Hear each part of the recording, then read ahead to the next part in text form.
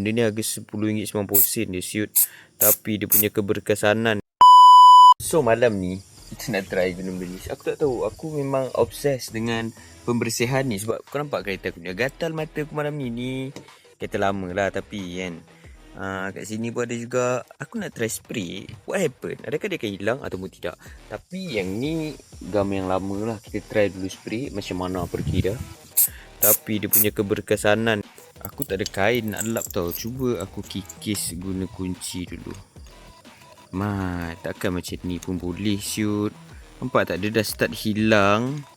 Dia dah start. Okay, kalau korang tak percaya, korang cakap kikis guna kunci memang boleh. Okay, jom kita pergi depan ni. Ni belum spray tau. Apa jadi kalau kikis benda ni? Nampak, dia mencalarkan kereta kau.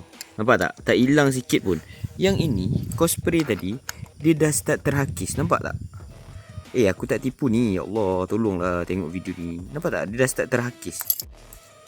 Okay, tengok tempat yang tadi aku akan spray. Jangan risau, yang ini memang dia dah claim dekat sini. Dia cakap dia tidak akan damaging car paint. So jangan risau. Yang ni nak buat kat kereta, dekat dapur ke apa ke.